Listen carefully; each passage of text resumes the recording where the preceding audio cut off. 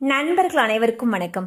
இன்னைக்கு நம்ம இந்த வீடியோல சற்று முன் தமிழகத்தில் 10 மிக முக்கிய அறிவிப்புகள் வெளியாகி உள்ளது. சோ அது என்னென்ன அறிவிப்புகள் அப்படிங்கறத பத்தி தான் பார்க்க போறோம்.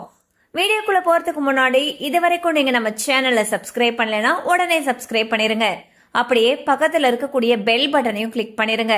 அப்பதான் நாங்க போடக்கூடிய அனைத்து பயனுள்ள தகவல்களும் உங்களை கரெக்ட் டைம்க்கு ரீச் ஆகும். இப்ப வாங்க வீடியோக்குள்ள போலாம். அமைச்சர்கள் சமுதாய நிகழ்ச்சிகளில் பங்கேற்க கூடாது என்று முதலமைச்சர் திரு விஜய் அவர்கள் தடை விதித்துள்ளார். பட்ஜெட் கூட்டத்தொடர் இடைத்தேர்தல் முடியும் வரை எந்தவித சர்ச்சைகளிலும் சிக்காமல் கூடுதல் கவனத்துடன் பணியாற்றவும் அவர் அறிவுறுத்தியுள்ளார். தன்னிடம் உள்ள உள்துறையை வேறொரு அமைச்சருக்கு மாற்றி விடுவது குறித்து முதலமைச்சர் திரு விஜய் அவர்கள் ஆலோசித்து வருவதாக பிரபல நாளிதழ் செய்தி வெளியிட்டுள்ளது. 2024ஆம் ஆண்டில் கள்ளச்சாராயத்தால் 67 பேர் பலியான சம்பவத்தால் கல்வராயன் மலையில் கூடுதல் கவனம் செலுத்த முதலமைச்சர் திரு விஜய் அவர்கள் உத்தரவிட்டிருப்பதாக அமைச்சர் திரு ஆதவ் அர்ஜுனா தெரிவித்துள்ளார். தமிழ்நாடு மின்வாரிய தலைமையகத்தில் ஹார்ட் டிஸ்குகள் திருடப்பட்ட வழக்கு சிபிசிஐடிக்கு மாற்றப்பட்டுள்ளது. டிஜிபியிடம் சென்னை போலீசார் இதுகுறித்து பரிந்துரைத்த நிலையில் இந்த வழக்கு கைமாறியுள்ளது.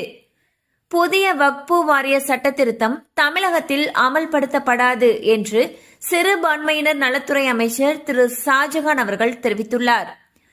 டிராக்டர்களுக்கான ஜிஎஸ்டி மற்றும் சாலை வரியை ரத்து செய்ய கோரி தமிழ்நாடு விவசாயிகள் சங்கத்தினர் கோவை கலெக்டர் அலுவலகம் முன்பு டிராக்டர்களுடன் திரண்டு அதிரடியான போராட்டத்தை நடத்தினர். இளநிலை பொறியியல் படிப்புகளுக்கான மாணவர் சேர்க்கைக்காக 3.02 லட்சம் பேர் பதிவு செய்திருப்பதாக அரசு தகவல் தெரிவித்துள்ளது. அரசு பள்ளி மாணவர்களுக்கான 7.5% இடஒதுக்கீட்டின் கீழ் 50,373 மாணவர்கள் பதிவு செய்துள்ளனர். கடந்த ஆட்சியில் மகளிர் உரிமை தொகை விரிவாக்கத்தின் பொழுது மேல்முறையீடு செய்த பலருக்கு இந்த மாதம் 1000 ரூபாய் வரவு வைக்கப்பட உள்ளது. ஏற்கனவே 1.3 கோடி மகளிருக்கு மாதந்தோறும் 1000 ரூபாய் வழங்கப்பட்டு வருகிறது. பத்திரப்பதிவு துறையில் வருகையில்லா ஆவணப்பதிவு முறைக்கான வழிகாட்டு நெறிமுறைகளை அரசு வெளியிட்டுள்ளது. சார் பதிவாளர் அலுவலகத்திற்கு வராமலேயே முதல் விற்பனை மனை, அடுக்குமாடி குடியிருப்பு, தமிழ்நாடு வீட்டு வசதி வாரிய விற்பனை ஆவணங்கள் போன்றவை இந்த முறையில் பதிவு செய்யலாம். தமிழகத்தில் காலியாக உள்ள 5 சட்டப்பேரவை தொகுதிகளுக்கான இடைத்தேர்தலை அடுத்த மாதம் இறுதியில் நடத்த இசிஐ திட்டமிட்டிருப்பதாக தகவல் வெளியாகியுள்ளது. ரேஷன் பொருட்கள் விநியோகத்தில் பல முக்கிய மாற்றங்களை கொண்டுவர தமிழக அரசு திட்டமிட்டுள்ளது.